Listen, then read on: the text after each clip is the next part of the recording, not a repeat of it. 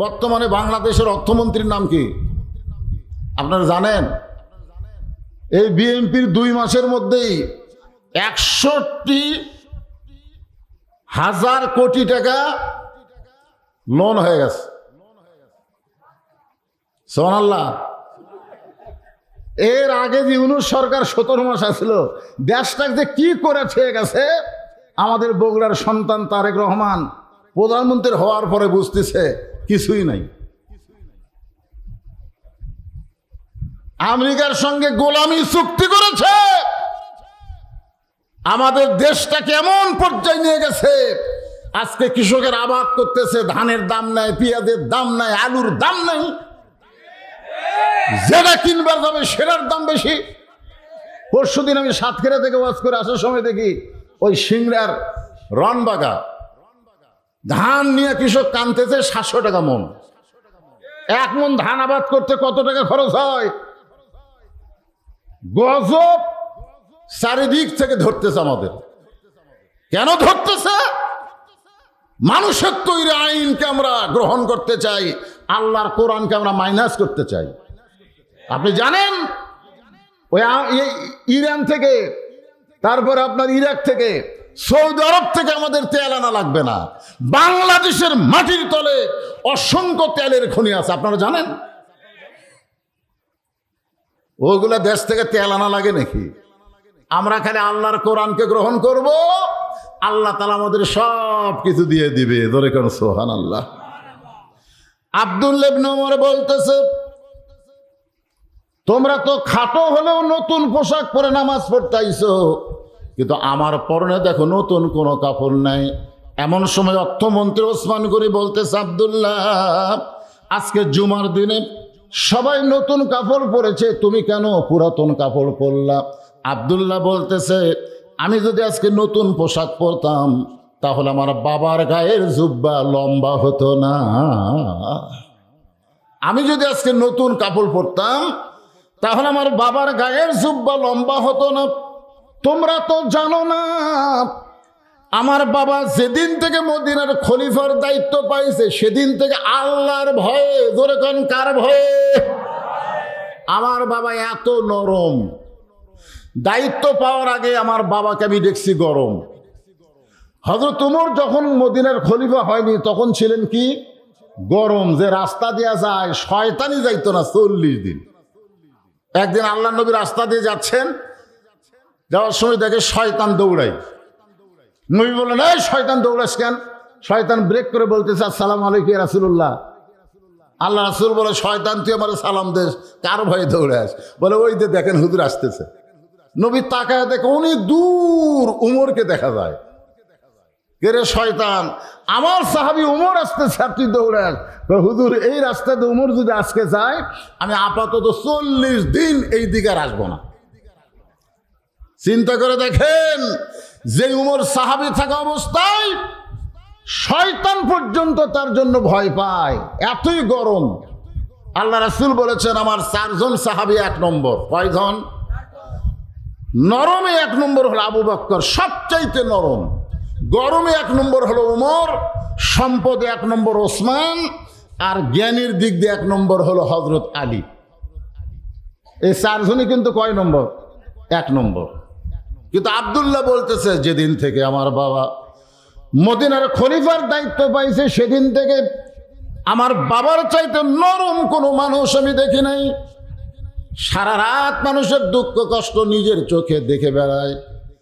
হযরত ওমর মানুষের দুঃখ কষ্ট নিজের চোখে দেখতে দেখতে এমন পর্যায়ে পৌঁছে যায়, দেখতেছে তাঁবুর মধ্যে, তাঁবু টাঙ্গা বাহিরে একটা পুরুষ মানুষ খালি উদাস মন নিয়ে ঘুরতেছে। একবার উত্তরে যায়, একবার দক্ষিণে যায়। ওমর ফারুক চিন্তা করলেন, এই গভীর রাত্রে পুরুষ মানুষ অস্থির হয়ে ঘুরতেছে, একটা পুরুষ মানুষ একদম মাঝখানে রাস্তাকে আপনার ফাঁকা রাখছেন? হ্যাঁ, হায় রে হায়, এত রাত্রেও রাস্তা থাকা লাগবে? বগুড়া প্রধানমন্ত্রী আজকে আসার কারণে সব রাস্তা বন্ধ, কোন রাস্তায় চলাচল চলবে না, রিক্সাটা কি চলবে না। একটা প্রধানমন্ত্রী আসতেছে বগুড়ায়, তার জন্য সব রাস্তা যদি বন্ধ করে দেওয়া হয়, আর অসংখ্য রহমতের ফেরেশতা আপনাকে দেখতে পাচ্ছে, তারপরেও রাস্তা চালু হওয়া লাগবে। একটা মোটর সাইকেল ঝট করে ওই এত দূরে গেল, ফট করে একটা বাচ্চা যদি তলে পড়ে। কোরআনের ইজ্জতে বক্তার চেহারার দিকে তাকায় কথাগুলো মনোযোগ দিয়ে শোনা লাগবে, অন্য এদিক সেদিক দিলে হবে না ভাই। কারণ আমি যে আলোচনা করব লাকাদ খালাকনাল ইনসানা ফি আহসানি তাকবীম, মানুষকে আল্লাহ এত সুন্দর করে কেন সৃষ্টি করলেন, কি জন্যে? এই দুনিয়াদারি করার জন্যে, যে দুনিয়াতে যাও, দুনিয়াটা মস্ত বড়, খাওয়া দাওয়ার ফুর্তি পারো, তাই নাকি? আল্লাহ কোরআনে বলেছেন ওমা খালাকতুল জিন্না ওয়াল ইনসা ইল্লা লিয়াবুদুন, জিন এবং মানুষকে কেবলমাত্র একমাত্র ইবাদতের জন্যই সৃষ্টি করা হয়েছে। বলেন সুবহানাল্লাহ। এই ইবাদত মানে খালি 5 ওয়াক্ত নামাজ রোজা না, এই ইবাদত হলো বিসমিল্লাহ বলে শুরু করা, আলহামদুলিল্লাহ বলে শেষ করা। যত কাজ সবই ইবাদত। জোরে করেন সুবহানাল্লাহ। যে কাজের পূর্বে বিসমিল্লাহ, শেষে আলহামদুলিল্লাহ, আপনি যত কাজ করবেন সবই আল্লাহর ইবাদত। আপনার বউ মারার সময় বিসমিল্লাহ কয়ে মারবার শুরু করতে পারবেন? এই কথা কন না কেন? বউ মারার সময় বিসমিল্লাহ কয়ে মারতে পারবেন? যদি মারবার না পারেন তাহলে বুঝবেন ওটা ইবাদত না। আপনি কোনো কিছু চুরি করার সময় বিসমিল্লাহ কয়ে চুরি করে পারবেন? কথা কন না কেন? পারবেন? তো তাহলে বুঝবেন ওইটা ইবাদত না। আপনার বিবেক বলে দিবে কোনটাই বিসমিল্লাহ, এটা আপনার বিবেকে বলে দিবে। এগুলো সবই ইবাদত। ধান আবাদ করেন, আলু আবাদ করেন, যা করেন, যদি আল্লাহর নামে শুরু করেন, শেষে যদি আলহামদুলিল্লাহ বলেন, সব ইবাদতের মধ্যে পড়ে যাবে। বলেন সুবহানাল্লাহ। তাবু টাঙ্গানো, বাহিরে একটা পুরুষ মানুষ অস্থির হয়ে ঘুরতেছে। আল্লাহ রাসূল বলেছেন, কাউকে যদি শান্তি দিবার চাও, সবচাইতে বড় দোয়া, এই পৃথিবীর সবচাইতে বড় দোয়া হচ্ছে আসসালামু আলাইকুম ওয়া রাহমাতুল্লাহ। সবচাইতে বড় দোয়া। আপনারা বলেন তো, কবরস্থানে যদি আপনারা যান, কবর ধারতে যান, কবরে সালাম দেওয়ার কথা আছে না নাই? আপনি যদি সালাম না দিয়ে দোয়া পড়েন, 3 বার সূরা ইখলাস পড়লেন, 1 বার সূরা ফাতিহা পড়লেন, আপনি আস্তাগফিরুল্লাহ বলে দোয়া করতেছেন, কিন্তু কবর সালাম দেননি। আল্লাহ রাসূল বলেছেন, তুমি যতই দোয়া পড়ো, সালাম না দিয়ে যদি দোয়া পড়ো, তোমার দোয়া আল্লাহ পর্যন্ত পৌঁছবে না। আগে সালাম দিয়ে তারপরে দোয়া করা লাগবে। আমার কথা কি বুঝতে পারলেন? তাহলে আগে কি জেতা মানুষ হোক, মরা মানুষকে, সবাইকে, বাড়ির দরজার যেখানেই যাবেন, সবচাইতে বড় দোয়া। আপনি কারো বাড়ির দরজায় যাবেন, আসসালামু আলাইকুম ইয়া আহলাল বাইত। কবরের ধারতে যাবেন, আসসালামু আলাইকুম ইয়া আহলাল কবর। জীবিত মানুষকে আসসালামু আলাইকুম, সবচাইতে বড় দোয়া। ওমর ফারুক অস্থির লোকটার সামনে গিয়ে সালাম দিলেন, আসসালামু আলাইকুম ইয়া আব্দুল্লাহ। লোকটা সালামের উত্তর দেয় না। হযরত ওমর আবার সালাম দিলেন, আসসালামু আলাইকুম ইয়া আখি। লোকটা সালামের উত্তর দেয় না। কয়বার হলো? যে ওমর রাস্তাতে গেলে শয়তান যায় না 40 দিন, সেই ওমর অর্ধজাহানের খলিফা 2বার একটা লোকের সালাম দিল রাতের বেলা, কিন্তু উত্তর দেয় না। ওমর ফারুক চিন্তা করতেছে, লোকটা হয়তো কানে কম শোনে, লোকটা হয়তো কানে কম শোনে। এই জন্য হাতের কাছে একটা আলো ছিল, ইশারা করে বলতেছে আসসালামু, কেবল কইছে আসসালামু আলাইকুম, কবারই পারে নাই। লোকটা, এই মিয়া, খালি বারবার সালাম দাও মিয়া, তুমি সালামের অর্থ বোঝো? ওই লোকটা হযরত ওমরকে বলতেছে, এই মিয়া খালি বারবার সালাম দাও মিয়া, তুমি সালামের অর্থ বোঝো? আপনারা বলেন তো, হযরত ওমর সালামের অর্থ বোঝে? কি মনে হয় যে ওমরের কথার সাথে আল্লাহর কথা মিলে এই কোরআনে আল্লাহ 23টা আয়াত নাজিল করেছে? বলেন সুবহানাল্লাহ। হ্যাঁ, একই বিষয়ে নবী বলেছে, ওমর বলেছে। আল্লাহ নবীর কথা গ্রহণ না করে ওমরের কথা গ্রহণ করছে।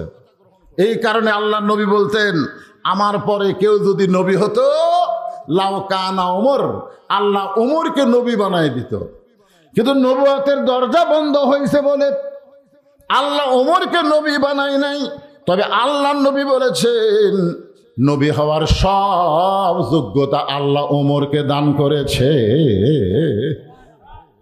আল্লাহ নবী যখন মদিনার খলিফা ছিলেন, আল্লাহ নবী যখন মদিনার রাষ্ট্রনায়ক ছিলেন, নবী যখন হিজরত করে মদিনাকে রাষ্ট্র করলেন, ওই সময় হযরত ওমরকে আল্লাহ নবী আইন মন্ত্রীর দায়িত্ব দিয়েছিলেন। জোরে বলেন কি মন্ত্রী? তাহলে উমর ফারুক নবী যখন মদিনার রাষ্ট্রপতি ছিলেন তখন উমর ছিল আইন মন্ত্রী। সেই হযরত ওমর মূর্খ না জ্ঞানী? লোকটা কি বলছে, এই মিয়া সালামের অর্থ বোঝো মিয়া। ওমর ফারুক লোকটার সামনে গিয়ে বলতেছেন, ভাই আমার মতন মূর্খ এই দুনিয়াতে কেউ নাই, আমি তোমার কাছে সালামের অর্থটা একটু বুঝবার চাই। লোকটা বলে, পাগল, আল্লাহ আমাদেরকে এমন একজন খলিফা ওমর দিয়েছেন। ওই লোকটা ওমরকে বলতেছে মূর্খ। আল্লাহ আমাদেরকে এমন একজন খলিফা ওমর দিয়েছেন, যেই ওমর আল্লাহর কোরআন দিয়ে রাষ্ট্র চালায়।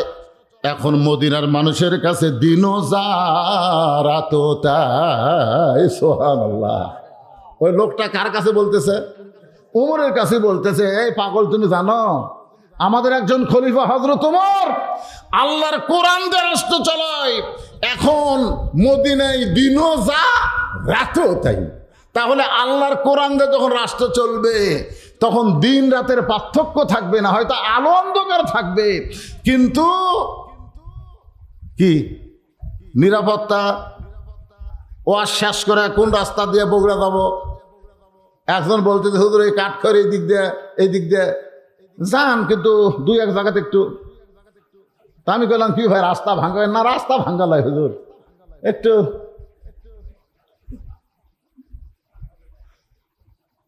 সেদিন ষোড়শী নির্জন পথে যাবে, কোনো জন কটু কথা কবে না।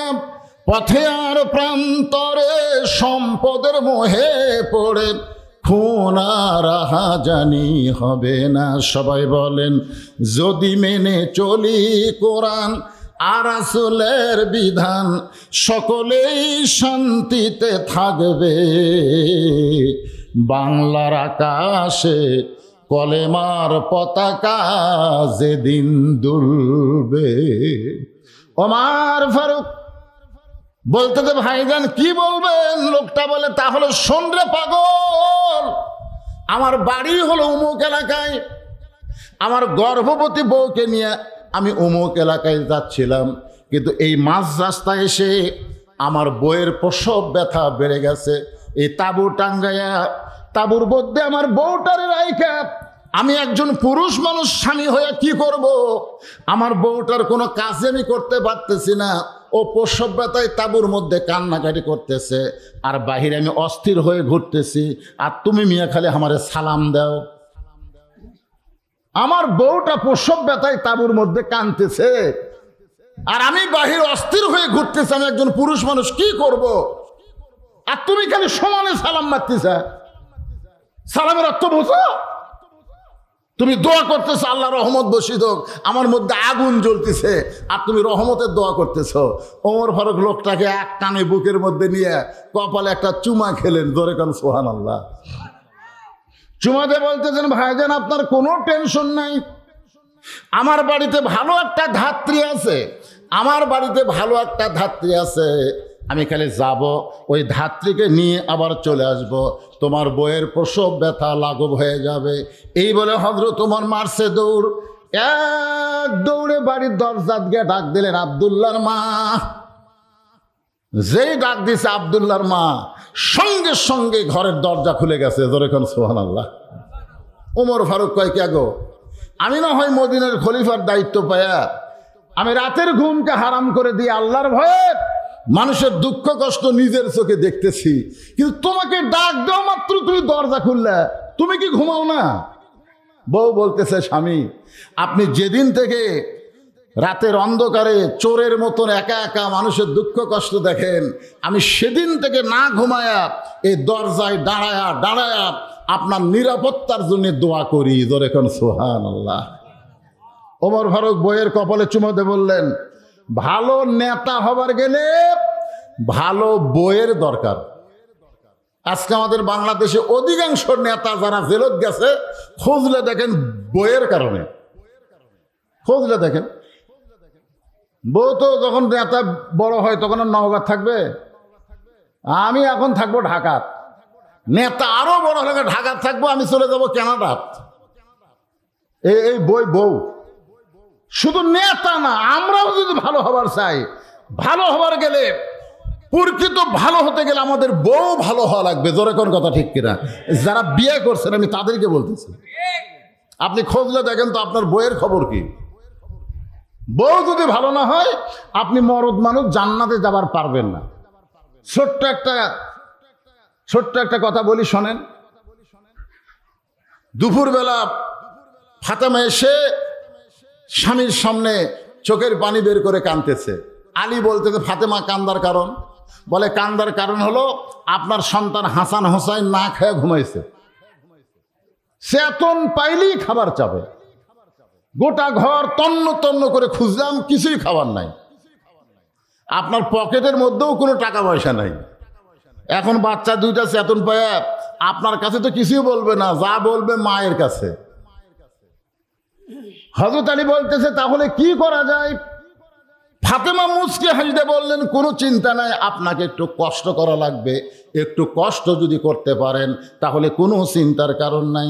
আলী বললেন, ফাতেমা যে কোনো কষ্ট করতে বললে আমি করব, বলো কি কষ্ট করা লাগবে। সঙ্গে সঙ্গে ফাতেমা তার ব্যবহৃত একটা ওড়না হযরত আলীর হাতে দিয়ে বললেন, এই ওড়নাটা বিক্রি করে যে টাকা হবে সেই টাকা দিয়ে হাসান হোসেনের জন্য খাবার নিয়ে আসবেন। সঙ্গে সঙ্গে হযরত আলী ফাতেমার ওড়নাটা জামার পকেটের মধ্যে ঢুকে চিন্তা করলেন, আমার বইয়ের এই ওড়না বিক্রি করে হাসান হোসেনের জন্য খাবার নিয়ে আসব। অভাব হলে মানুষের অনেক সময় হুঁশ বুদ্ধি কমে যায়।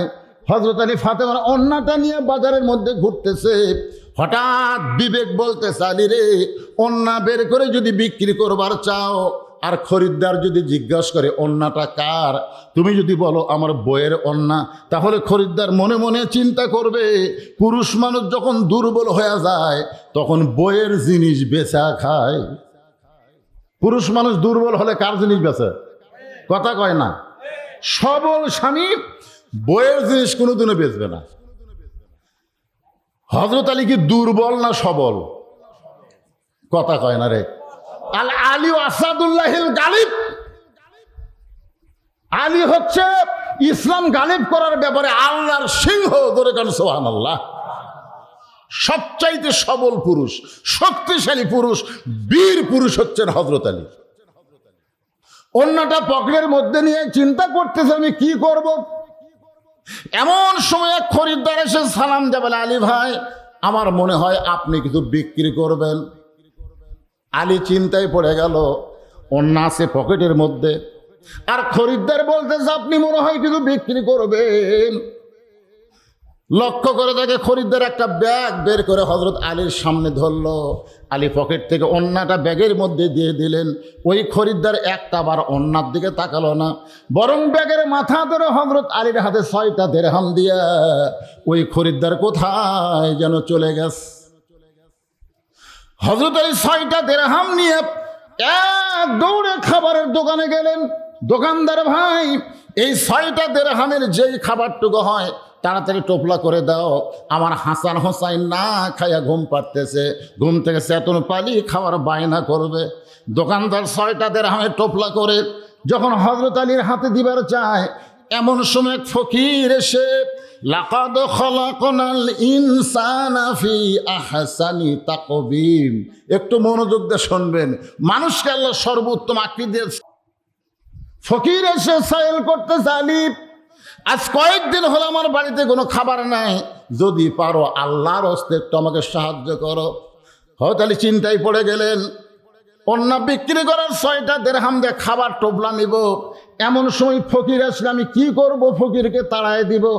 এমন সময় আল্লাহর কোরআন বলতেছেন, আম্মা সাইলা ফালা তানহার, আলী রে, ফকিরের সঙ্গে খারাপ ব্যবহার করো না।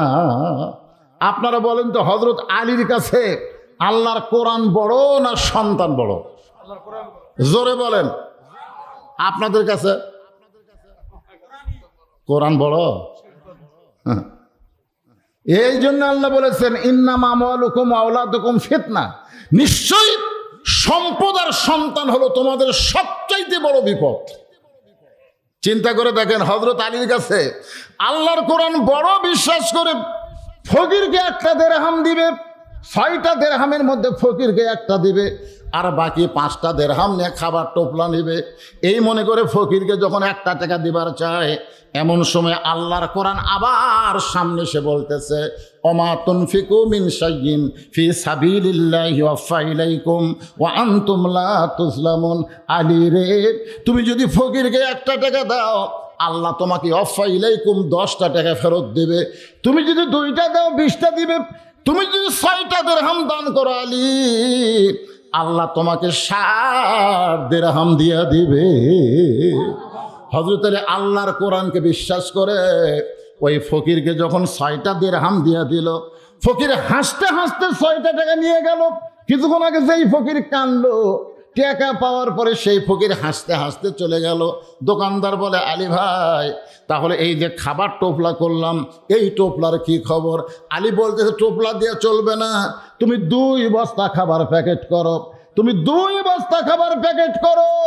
দোকানদারকে 2 বস্তা খাবার প্যাকেট করার কথা বলে হযরত আলী বাজারের মধ্যে ঘুরতেছেন। হঠাৎ রাস্তা দিয়ে এক ব্যক্তি উট নিয়ে আসতেছে। আলীকে দেখিয়ে বলতেছে ওগো আল্লাহর নবীর শিক্ষামন্ত্রী, ধরে কোন সুবহানাল্লাহ। নবী যখন মদিনার প্রেসিডেন্ট ছিলেন, ওই সময় হযরত আলী হলেন শিক্ষামন্ত্রী, ধরে কোন কি মন্ত্রী? ওয়াজাতা বাজারের মধ্যে ঘুরতেছেন, এই উটটা কিনবেন নাকি? আলী বলতেছে ভাই আমার পকেটে 1টাও টাকা নাই, তোমার উটটা কেমনে নিব? উটওয়ালা বলতেছে 100 দিরহামে বাকিতে উটটা কিনেন, বিক্রি করে টাকা দেবেন, এটাও কি পারবেন না?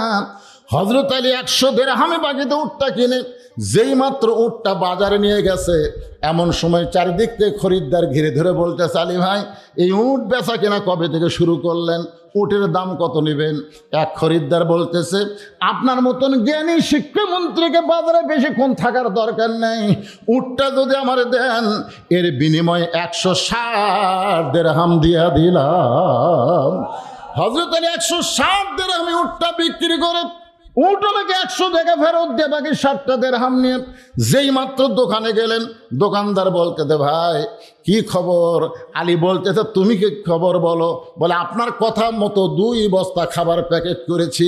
আলী বলতেছেন দাম কত হবে? বলে 60টা দিরহাম দিলেই চলবে। হযরত আলী 60টা দিরহাম নিয়ে 2 বস্তা খাবার কান্দে নিয়ে বাড়ির দিকে রওনা দিয়েছে। আর ফাতেমা দরজা কিছুক্ষণ পরে খুলতেছে আর দেখতেছে ওন্না নিয়ে গেল। আমার হাসান হোসেন তো কিছুক্ষণ পর চেতন পাবে, চেতন পাওয়ার পরে খাওয়ার বায়না ধরবে, এখন পর্যন্ত আমার স্বামীটা আসে না। হঠাৎ দরজা খুলে দেখতে পায় স্বামী 2 বস্তা খাবার নিয়ে আসতেছে। কয় বস্তা? সাথে সাথে ফাতেমা দরজাত খিল মারছে, দরজাত খিল মারছে। দেখেন বউ দরজাত খিল মারছে, জানলার কাছে বসেছে। হযরত আলী এসে দরজাত সালাম দিলেন, আসসালামু আলাইকুম ইয়া আহলাল বাইত। ফাতেমা ঘরের মধ্যে থেকে বলতেছে ওয়ালাইকুম আসসালাম, দরজা খোলা যাচ্ছে না। আলী বলতেছে আমার দোষ কি? বলে অন্য বিক্রি করার টাকা দিয়ে বড় জোরে 1 টোপলা খাবার হবে, আপনি 2 বস্তা খাবার কোথায় পাইলেন? যতক্ষণ না বলবেন ততক্ষণ দরজা খুলবো না। আমাদের বউগুলো খুশি হয়ে দরজা ফাঁক করে থাকতো, জোরে কোন কথা ঠিক কিনা? হায় হায়, 1 টোপলার জায়গায় 2 বস্তা আসছে, খুশি হবি না? আর ফাতেমা দরজা বন্ধ করে বলতেছে 1 টোপলা খাবার হতে পারে, 2 বস্তা কোথায় পেলেন? যতক্ষণ না বলবেন ততক্ষণ দরজা খুলবো না। আলী বলতেছেন ফাতেমা দরজা খোলো তারপরে বলবো। ফাতেমা বলতেছে বেতন পাই 10,000, বাসা ভাড়া 20,000। এরকম কিছু চাকরি আছে না নাই? বেতন পাই 10,000, বাসা ভাড়া 20,000, প্রতিদিন ইলিশ কিনে গরুর গোস্ত কিনে টাকা পাই কোটিরা। আমাদের বাংলাদেশের মতন দুর্নীতির দেশ পৃথিবীর অন্য কোথাও নাই। এত দুর্নীতি, যে জায়গায় যাবেন সে জায়গায় দুর্নীতি, চাঁদাবাজি, খালি যে কোনো কাজ করতে যাবেন এই বেটা এই তোর আবার খবর কি?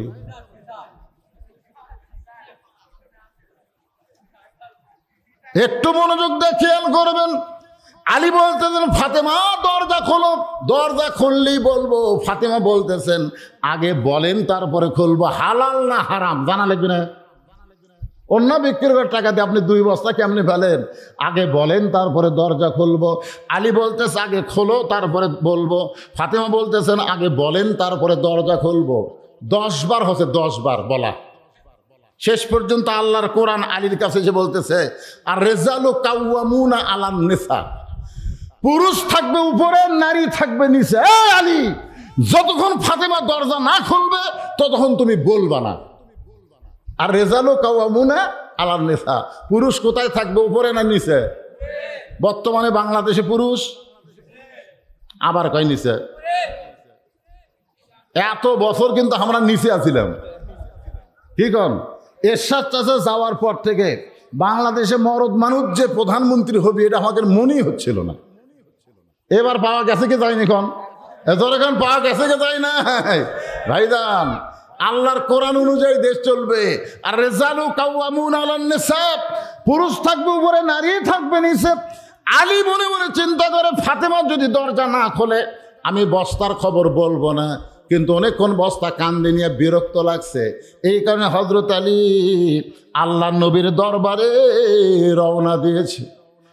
যেই মাত্র হযরত আলী নবীর দরবারে, এমন সময় নবী বসেছিলেন, বসা নবী দাঁড়িয়ে গেলেন।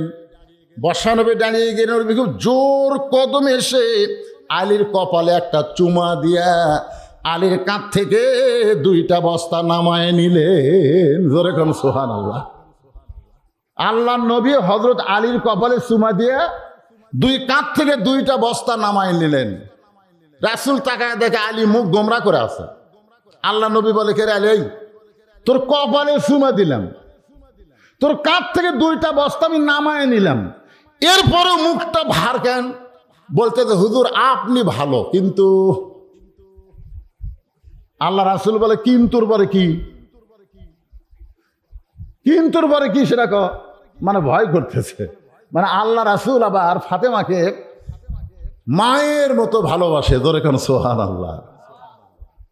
আল্লাহ রাসূল বলে আলী রে, কিন্তুর পরে যখন বলতে পারতেছিস না তাহলে আমার কাছে শোন। ফাতেমা ইচ্ছা করি তোকে আমার কাছে পাঠায় দিছে।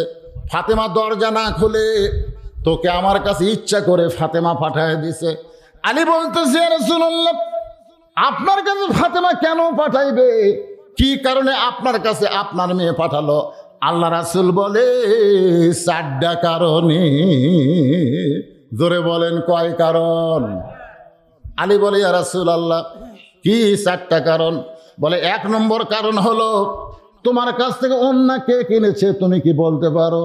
আলী বলতেছে ইয়া রাসূলুল্লাহ আমি তো জানি না। আল্লাহ রাসূল বলে আলী রে, কোন ফকির তোমার কাছে ভিক্ষা নিয়েছে তুমি কি বলতে পারো? আলী বলতেছে আমি জানি না। আল্লাহ রাসূল বলে আলী, কে তোমার কাছে উট বিক্রি করলো তুমি কি তাকে চেনো? আলী বলতেছে আমি জানি না। আল্লাহ রাসূল বলে আলী, কে খরিদ্দার হয়ে তোমার কাছ থেকে উট কিনে নিল তুমি কি বলতে পারো? আলী বলতেছে ইয়া রাসূলুল্লাহ আমি কিছুই জানি না। নবী মুস্কি মুস্কি হাসিয়ার বলে এই কথাগুলো জানার জন্যে আমার মেয়ে দরজা না খুলে তোমাকে আমার কাছে বস্তা সহ পাঠাইয়া দিছে। লিল্লাহি তাকবীর। ওমর ফারুক বিবির কপালে চুমা দেয় বলে বিবি রে, আমি এতদিন মনে মনে চিন্তা করতাম আমি একা একাই শুধু মানুষের দুঃখ কষ্ট দেখি, কিন্তু তুমি যে সারা রাত দাঁড়ায় দাঁড়ায় দরজায় আমার জন্য নিরাপত্তার জন্য দোয়া করো এইটা তুমি জানতাম না। ও বিবি, তুমি কি জান্নাতে যাবার চাও? ওমর ফারুকের বউকে ওমর ফারুক বলতেছে বিবি তুমি কি জান্নাতে যাবার চাও? বউ বলতেছে আপনি কোন কি? সব সময় দোয়া করি আল্লাহুম্মা ইন্না নাসআলুকাল জান্নাতা ওয়া নাউযু বিকা মিনান নার। সবাই বলেন আল্লাহুম্মা ইন্না নাসআলুকাল জান্নাতা ওয়া নাউযু বিকা মিনান নার। ওমর ফারুক বললেন বিবি খালি দোয়া দিয়ে জান্নাতে যাওয়া যাবে না। আমরা মেয়েরা কিন্তু বহু দোয়া পড়তেছে। আমার বউ কয় এই দোয়া বললে এত হাজার, এরা কি হাজার কি দরুদ, বহু কিছু। এরকম মেয়েরা কিন্তু দোয়া পড়ার হাতের। কিন্তু উমর ফারুক বললেন বিবি খালি দোয়া দিয়ে জান্নাতে যাওয়া যাবে না, জান্নাতে যাইতে গেলে দাওয়া লাগবে, দাওয়া। আপনারা বলেন তো দোয়া আর দাওয়া এর মধ্যে তফাৎ কি? এটা আমার জীবনে একটা বাস্তব ঘটনা ঘটছে।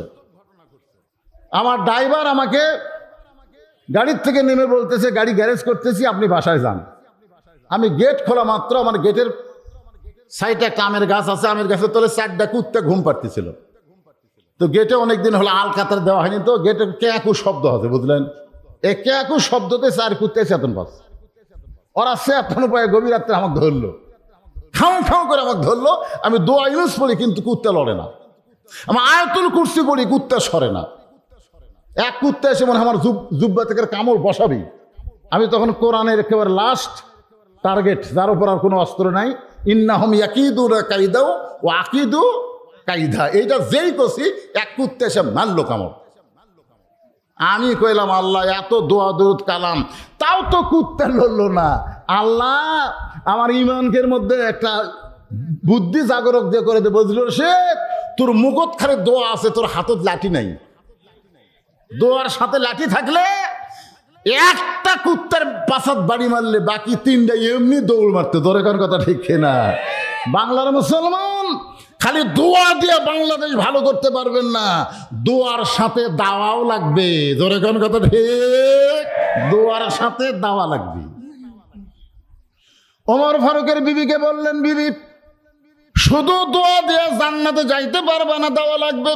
বউটা বলে কি দাওয়া? বলে একটা গর্ভবতী নারী প্রসব ব্যথায় তাঁবুর মধ্যে কান্নাকাটি করতেছে, তার স্বামী বাহিরে অস্থির হয়ে ঘুরতেছে। আমি ভালো ধাত্রীর কথা বলে বাড়িতে আইছি, তোমাকে আমি ভালো ধাত্রী বলে নিয়ে যাব সেইখানে। কি কি লাগবে সব কিছু রেডি করো। একটা মেয়ের বাচ্চা প্রসব করাতে যা যা লাগবে সবগুলো নিয়ে আমার সঙ্গে রওনা দাও। ওমর ফারুকের বিবি সবগুলো নিয়ে স্বামীর সঙ্গে রওনা দিলেন। তাঁবুর অপর পিঠ দিয়া ওমর ফারুকের বউকে তাঁবুর মধ্যে ঢুকাই দিয়া ওমর ফারুক লোকটার কাছে এসে মাথায় হাত দিয়ে বলতেছে, ভাই কোনো চিন্তা করবেন না, ভালো ধাত্রী তাঁবুর মধ্যে ঢুকাই দিছি, আপনার কোনো টেনশন নাই, কোনো চিন্তা করবেন না। কিছুক্ষণ পরে ওমর ফারুকের বউ বলতেছে, ইয়া আমির আল মুমিনিন, আপনার বন্ধুকে খবর দেন, আপনার বন্ধুর বউ বাচ্চা সুস্থ আছে। সুবহানাল্লাহ বলেন। কি বলছে? ইয়া আমির আল মুমিনিন, আপনার বন্ধুকে খবর দেন, আপনার বন্ধুর বিবি বাচ্চা দুটোই সুস্থ আছে। ওমর ফারুক খবর দিবের দেখে দেখে লোকটাই নাই। কে রে? নিচের দিকে তাকে তাকে পায়ের কাছে পড়ে খালি কাঁপতেছে। ওমর ফারুক বললেন, ভাই আপনি আমার পায়ের কাছে কাঁপেন কেন?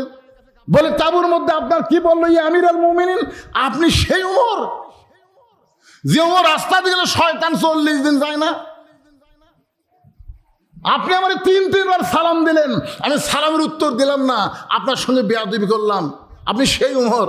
ওমর ফারুক বললেন, আত্তাকুল্লাহ হাক্কা তুকাতিহি, আল্লাহর কোরআন দিয়ে যখন রাষ্ট্র চলে, আল্লাহর ভয় যখন কলিজার মধ্যে থাকে, তখন মানুষ অন্য কোনো দিকে খেয়াল করে না, তার দায়িত্ব পালনের দিকে খেয়াল করে। জোরে করে কথা ঠিক কিনা? ভাইজান সুন্দর মানুষ। আল্লাহ 4টা শপথ করলেন, 4টা শপথ করলেন। 3-এর শপথ, জাইতুনের শপথ, সিনাই পর্বতের শপথ, মক্কা নগরীর শপথ। 4টা শপথ করে আল্লাহ বললেন, লাকাদ খলাকনাল ইনসানা ফি আহসানি তাকবীম। অতীব সুন্দর করে আল্লাহ মানুষকে তৈরি করেছেন। কেন সুন্দর করে তৈরি করলেন এ কথাগুলো আমি আপনাদের সামনে বলতে চাই। কিন্তু যে 4টা কারণে ফাতেমা দরজা না খুলে আলীকে নবীর কাছে পাঠায় দিছে, এই 4টা কি কারণে পাঠাইছে? কারণগুলো তো বুঝলেনি, শোনেন নাই আপনারা? 1 নম্বর কারণ হলো ওন্না কে কিনছে? চিনো? কয় না। কে তোমার কাছে ভিক্ষা নিছে? জানো? কয় না। কে উট বিক্রি করলো? জানো? কয় না। কে কিনলো? কয় তাও তো জানি না। তুমি জানবার চাও? আলী কয় হুজুর জানবার চাই। তাহলে বসো। তো হযরত আলী যদি জানার জন্য বসে থাকে, আপনারা কি শোনার জন্য বসে থাকবেন না? কারা কারা শুনবেন? আল্লাহকে একটু হাত দেখেন তো দেখি।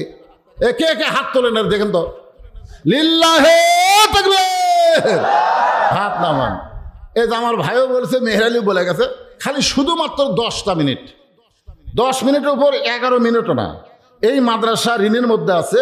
এই মাদ্রাসাকে আপনারা অত্যন্ত ভালোবাসেন। এই মাদ্রাসায় বর্তমানে ছাত্র কত আছে ভাই? হ্যাঁ, 130 জন ছাত্র আছে। আপনি 200 বলেন। আচ্ছা আচ্ছা, ঠিক আছে। 130টা কোরআন শরীফ এই মাদ্রাসাতে আপনাকে দান করা লাগবে। একটা কোরআন শরীফ মাত্র 500 টাকা। গতবার আপনারাও দিচ্ছেন, এবারও দিবেন। পৃথিবীর শ্রেষ্ঠ দান নবীর মাদ্রাসায় একটা কোরআন, কম পক্ষে নগদ একটা কোরআন শরীফ বাবদ 500 করে টাকা দিবেন। এই বাচ্চারাই কি, না না না, ওরা মাদ্রাসার ছাত্র মনে হয়, সব পাগড়ি আলাদ। দেখি কোন মাদ্রাসা, তেরা লাভ দিয়ে উঠতেছে।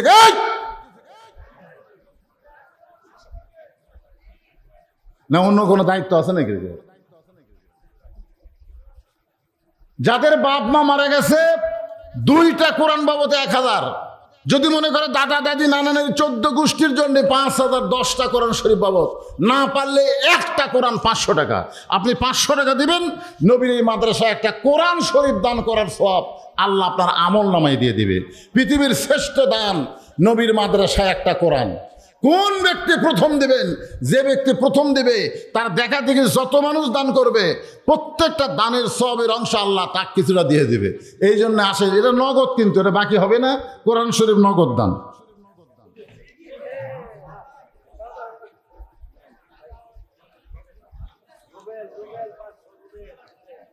কে সর্বপ্রথম কোরআন শরীফকে ধরে ধরে? মোহাম্মদ মুশফিকুর রহমান তুষার, মৃত রফাতুল্লাহ পিতার নাম, গ্রাম কুজাগাড়ি। 10,000 টাকা ধরে বলেন মারহাবা। মৃত বাবা মা ভাই বোন সবার জন্য দোয়া চায়, সবার জন্য দোয়া করবো ইনশাল্লাহ। আগে কোরআন শব্দ আদায় করে এগুলো থুয়ে দেন। হ্যাঁ, আল্লাহর একজন বান্দা দান করেছে। কত? নগদ 500 টাকা দান করছে। এই 500 টাকা মানে আমরা, এ বাবা কেউ ওঠা বসা করবেন না, আলী বসে আছে। আলীর চাইতে আপনার বড় বড় ধন নেই। প্যারালাইসিস হয়ে পড়ে থাকবেন, টানার লোক থাকবে না। বেটার বউ বুড়া মরে না কেন? পানি খেলে না, পেশাব খেলাবে, এরকম ঘটনাও ঘটছে। এই জন্য ওঠা বসা করবেন না, ধৈর্য নিয়ে বসবেন, মাদ্রাসাকে ভালোবাসবেন। এই মাদ্রাসা আপনাদের ভালোবাসার ফসল। সরকার বিল্ডিং করে দিবে না, আপনারাই করে দিবেন। কোরআন শরীফ বাবদ চাইছে। কোরআন শরীফ পৃথিবীর শ্রেষ্ঠ দান। কোরআন শরীফ বাবদ আল্লাহ দেন। আল্লাহর একজন বান্দা কোরআন শরীফ বাবদ 500 টাকা দান করেছে, আল্লাহ দান কবুল করেন। আর একজন কোরআন বাবদ 500 টাকা, জি 10টা কোরআন শরীফ বাবদ আল্লাহ আমার ভাইজান 5000 টাকা দান করেছে, আল্লাহ দানকে কবুল করেন। আমার আর একজন ভাই 2টা কোরআন শরীফ বাবদ 1000 টাকা দান করেছে। আরে পৃথিবীর শ্রেষ্ঠ দান নবীর মাদ্রাসায় একটা কোরআন, আল্লাহ 2টা কোরআন বাবদ 1000 টাকা দান করেছে। আর একজন আল্লাহর বান্দা 2টা কোরআন শরীফ, এই গ্রামের জামাই 2টা কোরআন শরীফ বাবদ 1000 টাকা দান করছে। ছোট্ট একটা বাচ্চা কোরআন শরীফ বাবদ 1000 টাকা দান করেছে, আল্লাহ কবুল করেন। আর একজন আল্লাহর বান্দা কোরআন শরীফ বাবদ পৃথিবীর শ্রেষ্ঠ দান নবীর মাদ্রাসায় একটা কোরআন শরীফ বাবদ 500 টাকা দান করছে, আল্লাহ দানকে কবুল করেন। যারা ধান দিবেন, এই যে বৈশাখ মাস, আপনাকে ধান তো এখন পাক ধরবে, পাক ধরতেছে। আসমানের বালা জমিনের বালা থেকে আবাদগুলো যেন হেফাজত করে, সাদাকাতু তারুদ্দুল বালা। এই জন্য ধান দেন, 2-1 মণ করে স্লিপ লিখে দেন ভাই, এর স্লিপ সবগুলা দেন, যেগুলো 500 টাকা হয় দিয়ে দেন। এজে বা কি নাম বাবার, কি নাম রে? হ্যাঁ, শহীদুল ইসলাম। দেখেন আল্লাহর পাগল কোরআন শরীফ বাবদ 500 টাকা দান করে দিল, আল্লাহ দানকে কবুল করেন। আল্লাহুম্মা আমিন। আল্লাহ রোহান নামে তোমার একজন বান্দার নগদ 500 টাকা কোরআন শরীফ বাবদ দান করছে, আল্লাহ দানকে কবুল করেন। আল্লাহুম্মা আমিন। আপনাকে এই এলাকার মধ্যে 2-1 জন নাই কোরআন শরীফ দেওয়ার মতন? 1 মণ 2 মণ ধান দেন, সময় দিছি 10 মিনিট, 10 মিনিটের পরে আর আদায় হবে না ইনশাল্লাহ। রুমাল দেন, ভিতরে বাচ্চারা রুমাল নিয়ে দাও, 10 টাকা 20 টাকা 50 টাকা 100 টাকা জিনিস যা পারবেন। আমার মেহের আলী ভাই কি বলে গেল, 1টা টাকা হলেও আপনারা দিবেন, মানে দান থেকে বঞ্চিত হবেন না। কিঞ্চিত হলেও দিবেন, কিন্তু বঞ্চিত হবেন না। আল্লাহর একজন বান্দা এখানে 5000 টাকা নগদে দান করছে। কে দিল এটা? 500 মইনুল ইসলাম ভুতুলিয়া থেকে 5000 টাকা নগদে দান করেছে। আল্লাহ উপ ঠিকাদার, আল্লাহ তার দানকে কবুল করেন। আল্লাহ নেক নিয়ত নেক আশা পরে আল্লাহুম্মা আমিন। দুইজন দুইটা কোরআন শরীফ বাবদ 500 1000 টাকা দান করছে। আল্লাহ দানকে কবুল করেন, আল্লাহুম্মা আমিন। কবুল করো, কবুল করো। মোদের কামনা দানকারীকে দিবেন জান্নাত, আল্লাহ নিরাশ করবেন না। এগুলো বলা লাগবে ভাই, লাগবে না। বেশি বললে আবার যে কটা লোক আছে সব উঠে চলে যাবে। আদায় তো মেরেল ভাই করছেই, অনেক আবার চাই কি আমি দিলাম আমার নামটা করলো না। শোনেন, নাম শোনা বড় কথা নয়, আপনি যে দান করছেন এটাই বড় কথা, ঠিক কিনা বলেন? আপনি যখনই দান করছেন তখনই আপনার নামটা জান্নাতের খাতায় আল্লাহ কবুল করেছে। এই ফাঁকা জায়গাটা পুরো করে সবাই সামনে আসেন তো ভাই, যারা গেছে চলে গেছে চলে যাবে, অসুবিধা নাই। আসেন সবাই একটু সামনে, জিকির করেন আর সামনে আসেন। আসেন, দুই জায়গা আপনার জান্নাতের সাক্ষী হবে। এক জায়গায় বসে আসলেন, ওই জায়গা জান্নাতের সাক্ষী হবে। আবার জায়গা পরিবর্তন করলেন, আর এক জায়গায় বসলেন, ওই জায়গাটা আপনার জান্নাতের সাক্ষী। আমরা তো চাই আল্লাহ যেন যে কোনো একটা ওসিলায় আমাদেরকে জান্নাত দিয়ে দেয়। এই জন্য ওটা বসা করে সামনে দিয়ে একটু আসেন আর জিকির করেন, লা ইলাহা ইল্লাল্লাহ। মাদ্রাসার বাচ্চারাই গামছা নিয়ে ব্যাগ নিয়ে ভিতরে ঢোকো। লা ইলাহা ইল্লাল্লাহ, লা ইলাহা ইল্লাল্লাহ, লা ইলাহা ইল্লাল্লাহ, লা ইলাহা ইল্লাল্লাহ, লা ইলাহা ইল্লাল্লাহ, লা ইলাহা ইল্লাল্লাহ, লা ইলাহা। রে নবীর সাহাবীরা শোনো, গভীর রাত্রে আমার বাবা আমার দরজায় আব্দুল্লাহ আব্দুল্লাহ বলে ডাকতেছে। আমি আব্দুল্লাহ দরজা খুলে দেখি বাবার হাতে একটা পাঞ্জাবি। আমি কইলাম, বাবা বাইতুল মাল থেকে আমার একটা পাঞ্জাবি দিছে, আপনি গভীর রাত্রে আর একটা দেওয়ার জন্য আইছেন? ওমর ফারুক বলে, আব্দুল্লাহ রে, আমি তোর আর একটা পাঞ্জাবি দেওয়ার জন্য আসিনি বাজান, এই পাঞ্জাবিটা আমার ভাগে পড়েছে। এখন তুই বল, এই ছোট পাঞ্জাবি পরে আমি আগামীকাল খুতবা দিলে মুসল্লি কিন্তু ইমামের দিকে তাকায় থাকে, তোর পাঞ্জাবিটা আমাকে দান করে দে। আব্দুল্লাহ বলে, গভীর রাত্রে আমার পাঞ্জাবির অংশটুকু আমার বাবাকে দান করে দিলাম। বাবার পিছনে পিছনে রওনা দিয়ে বাবার ঘরের দিকে গেলাম। আমি জানলা দিয়ে তাকায় দেখি বাবার পাঞ্জাবি আমার পাঞ্জাবি একত্র করে বাবা লম্বা জুব্বা বানায় খুতবা দেয়। এখন বলো বাবার খুতবা শোনা যায় কিনা যায়? সমস্ত সাহাবীরা চিল্লে বলতেছে, আল্লাহর কোরআন দিয়ে যখন রাষ্ট্র চলবে, আত্তাকুল্লাহ হাক্কা তুকাতিহি, এমন ভাবে নেতারা গ্রহণ করবে, লাকাদ খালাকনাল ইনসানা ফি আহসানি তাকবীম, সবচাইতে সুন্দর মুসলমান দেখা যাবে, সবচাইতে সুন্দর নেতা দেখা যাবে, সবচাইতে সুন্দর বাপ দেখা যাবে, বাপের মধ্যেও সুন্দর, নেতার মধ্যেও সুন্দর, সুন্দর মা দেখা যাবে। আল্লাহ রাসূল বলে, আলী, তোমার কাছ থেকে ফাতেমার ওড়না কে কিনেছে তুমি কি জানো? আলী বলতেছে, ইয়া রাসূলুল্লাহ, আমি জানি না। রাসূল বললেন, আলী তাহলে শোনো, ফাতেমাকে আল্লাহ বড় ভালোবাসে। ফাতেমা পর্দানিশী হওয়ার কারণে আল্লাহ ফাতেমাকে বড় ভালোবাসে। শুধু ফাতেমা না, যে মেয়েরা পর্দানিশী সমস্ত নারীদেরকে আমার আল্লাহ ভালোবাসে। সুবহানাল্লাহ কন্যা কেন? পর্দানিশী নারী যারা আল্লাহর ভালোবাসা পায় তারা। আলী, ফাতেমার ওড়না দুনিয়ার কোনো সাধারণ মানুষ কিনুক, এটা আল্লাহ পছন্দ করে না। কারণ আল্লাহ পর্দানিশী নারীকে ভালোবাসার কারণে একজন ফেরেশতাকে আল্লাহ মানুষের রূপে তোমার কাছ থেকে 6টা দিরহাম দিয়া ফাতেমার ওড়না কিনে ওই ওড়নাটা আল্লাহ কোন জান্নাতের মধ্যে রাইখা দিয়েছে। সুবহানাল্লাহ বলেন। আমার মা বোনেরা যারা পর্দার অন্তর আছেন, আমি আপনাদের এই নওগাঁ মান্দা এলাকায় ওয়াজ করতে এসে একটা নতুন জিনিস শুনতে পেলাম। সেই জিনিসটা হলো, আপনাদের এলাকার মেয়েরা নাকি মাথার চুল বেচা খায়। হ্যাঁ, এই কথাটা শোনার পরে আমার তো মাথায় গরম। কারণ মেয়ে মানুষ মারা গেলে আমরা এতদিন ধরে সবাই জানি মেয়েদেরকে 5টা কাপড় দেওয়া লাগে। ধরে কোন কয়টা? 5টা কাপড় দেওয়া লাগে। পুরুষের মতোই 3টা কাপড়। পুরুষের মতোই মেয়েদেরকে 3টা কাপড় পরান লাগে, আর 2টা কাপড় মেয়েদেরকে বেশি দেওয়া লাগে 2 জায়গার জন্যে। এই 2 জায়গার মধ্যে এক জায়গার নাম হলো মাথা বাঁধ, আর একটা হলো সিনা বাঁধ। সিনা মানে এই বুক, এই বুকটার বাঁধতে হয় টাইট করে, আর মাথার চুল বাঁধা লাগে। তো মরার পরে যদি মাথার চুল বাঁধা লাগে, জেঁতা অবস্থায় যদি এরা চুল বেচা খায়, আপনারা বলেন তো যেই মেয়ের মাথার চুল বেচা খাচ্ছে ওই মাথা নিয়ে ওই মেয়ে মানুষ জান্নাতে যাওয়ার পারবে? আল্লাহ কবি জান্নাতে যদি যাবার চাস মাথা ফেলে দিয়ে যা। তো এখন মাথা ছাড়া মারা কি জান্নাত যাবেন? তাই মেয়েদের কাছে আমার অনুরোধ, আপনারা যা করা করছেন, যে ভুল করা করছেন, আজ থেকে তওবা করেন, আর কোনোদিন মাথার চুল বিক্রি করবেন না। কারণ মেয়েদের মাথার চুল শুধু একজনই লাটতে পারবে।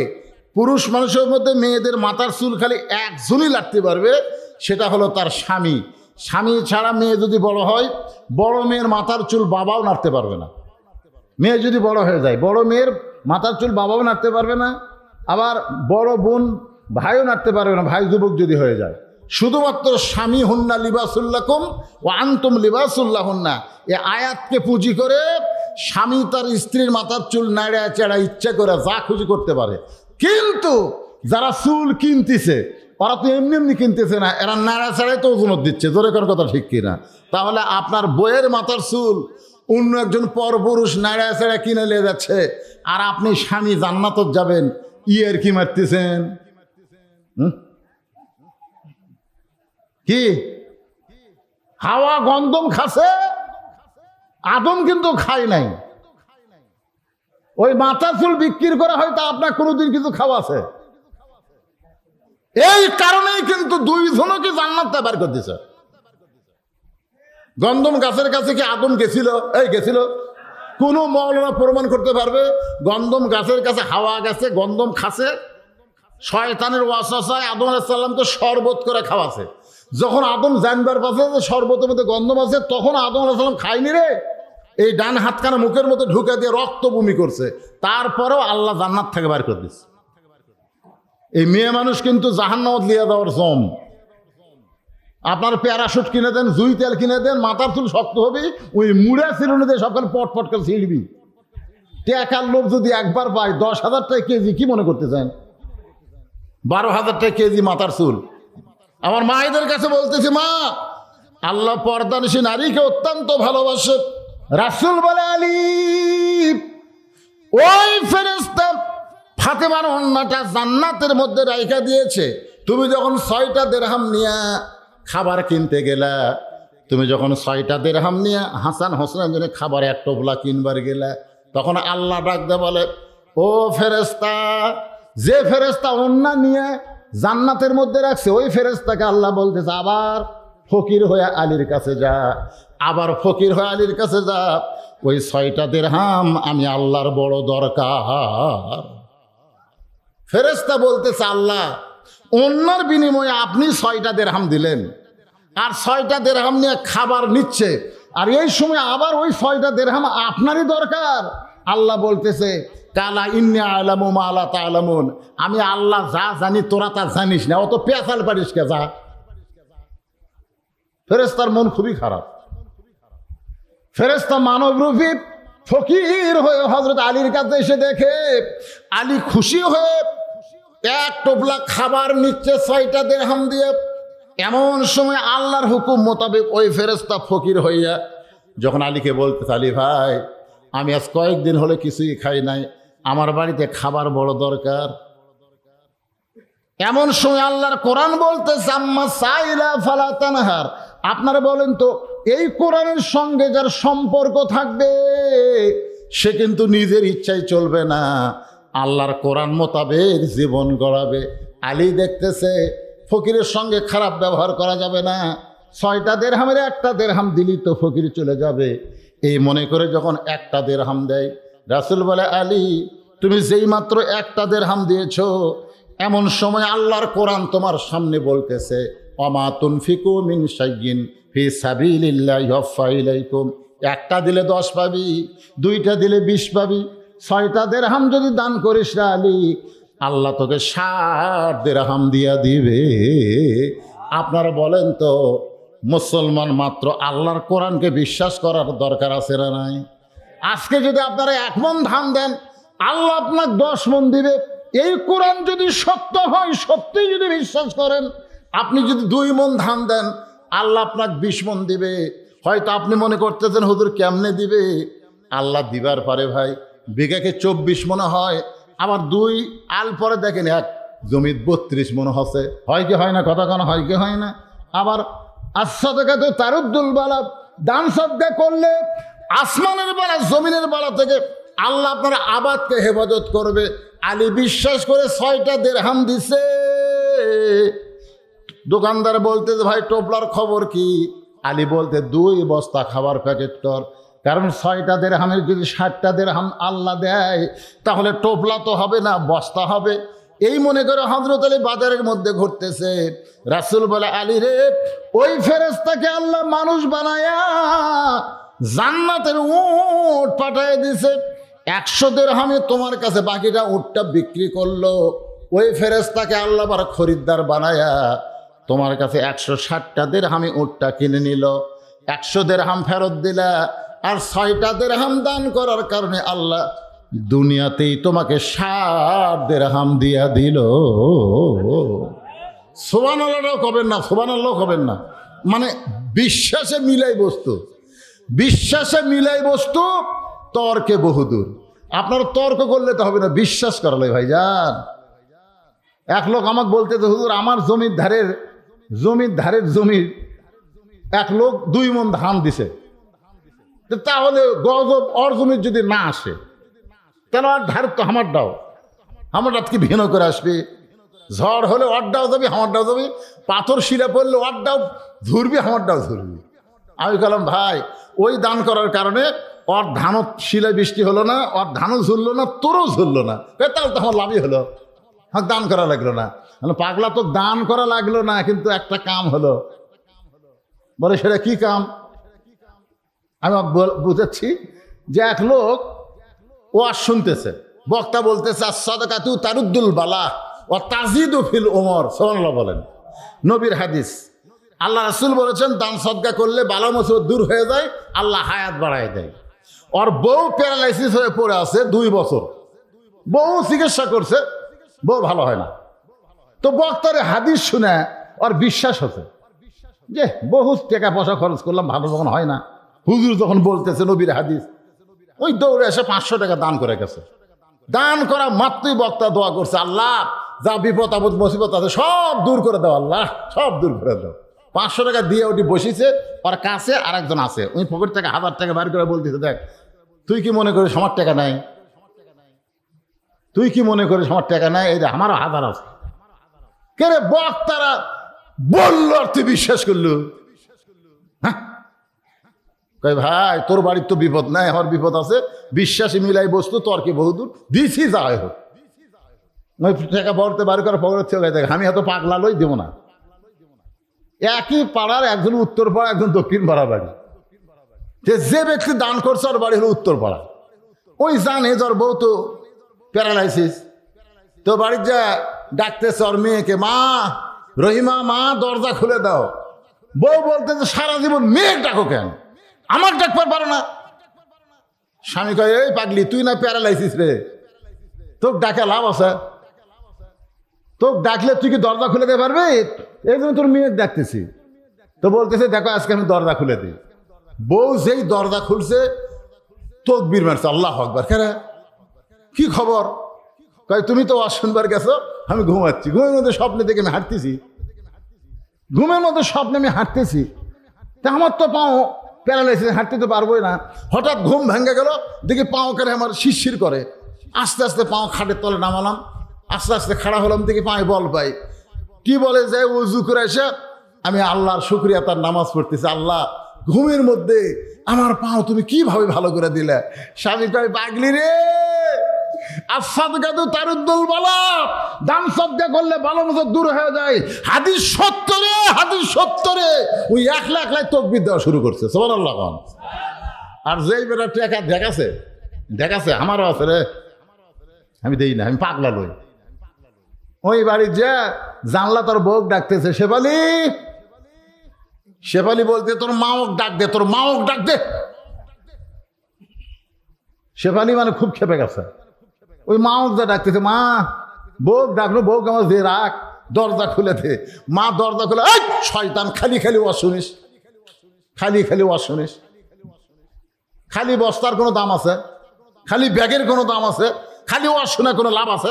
এই ওয়াজ শুনবার গেছি, তোর বউ পেশাব করবে যে টাইম ফেলা গোসলখানা চিট পাতা হয়ে পড়েছে, ও মারে বাবার কাছে চিল্লা উঠছে, তোর বাপ আর আমি শান করে খাটো ছুঁয়ে থুয়াচ্ছি রে শয়তান। ওই বাড়িতে এসে 1000 টাকা বাঁচাছি আর বইয়ের মাথা শেষ। পরের দিন প্রোগ্রাম মোহাম্মদ শহীদ মেডিকেল কলেজে গেছে, ইটি হবি না, পঙ্গুর যাওয়া লাগবে ঢাকা। কি টাকা পাচ্ছে? 1 লাখ টাকা লাগেছে, 1 লাখ টাকা সোজা করবে যাতে। বিশ্বাসে মিলাই বস্তু, তর্কে বহুদূর। আবাদ করতেছেন আর নবীর মাদ্রাসায় দান করতে হিসাব করতেছেন, হিসাব ছাড়া আল্লাহ আপনাকে দান করবে।